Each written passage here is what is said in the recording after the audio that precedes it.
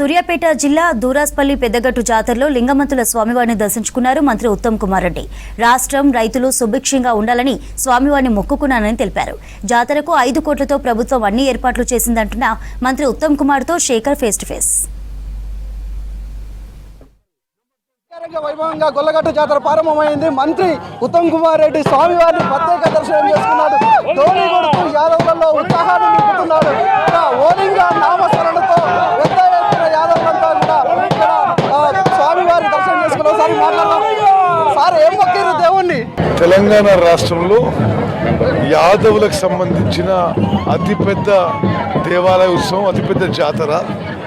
దీనికి ప్రభుత్వం ద్వారా గౌరవ ముఖ్యమంత్రి రేవంత్ రెడ్డి గారి ద్వారా 5 కోట్ల రూపాయలు మంజూరు చేయించి ఇక్కడికి వచ్చే భక్తులకి మంచి వసతులు కల్పించాలని, అదేవిధంగా ఈ గుడికి మంచి పర్మనెంట్ స్ట్రక్చర్ కల్పించాలని మేము చిత్తశుద్ధితో ముందుకు పోతున్నాం.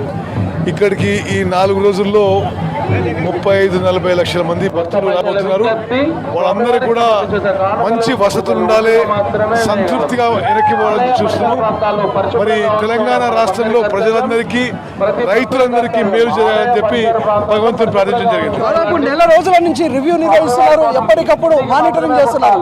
సో మీరు అన్నట్టుగానే అవి ఇక్కడ ఏర్పాట్లు అట్లే ఉన్నాయా? మళ్ళీ పరిశీలించారు కదా? ఏర్పాట్లు సంతృప్తికరంగా ఉన్నాయి. ఈ దేవాలయంతో పాటు ఇంకా మిగతా దేవాలయాలకు సంబంధించి కూడా పెద్ద ఎత్తున ఫండ్ రిలీజ్ చేస్తున్నారు.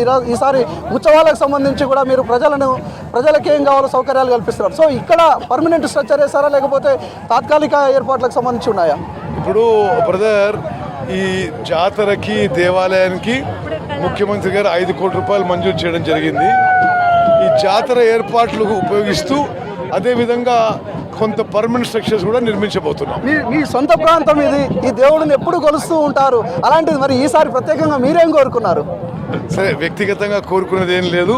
మన జిల్లా ప్రజలకి, మన రాష్ట్ర ప్రజలకి, రైతులకి అందరికీ మేలు జరగాలని చెప్పి భగవంతుని ప్రార్థిస్తున్నాం. ఏర్పాట్లు చేశారు. అదేవిధంగా ప్రజలందరూ కూడా సుభిక్షంగా ఉండాలని కోరుకున్నా అని చెప్పేసి మంత్రి ఉత్తమ్ చెప్పుకొస్తున్నారు. మరోవైపు పెద్ద ఎత్తున భక్తులు కూడా ఇక్కడికి వచ్చి స్వామివారి దర్శనాలు చేసుకుంటారు. అన్ని ఏర్పాట్లను కూడా చేస్తూ ముందుకు పోతున్నారని చెప్పుకొచ్చారు. ప్రత్యేకంగా కూడా 5 కోట్ల ఫండ్తోటి ఈసారి అభివృద్ధి చేశామని చెప్పుకొస్తున్నారు మంత్రి ఉత్తమ్. కెమెరా పర్సన్ రఘుతో శేఖర్, సూర్యాపేట.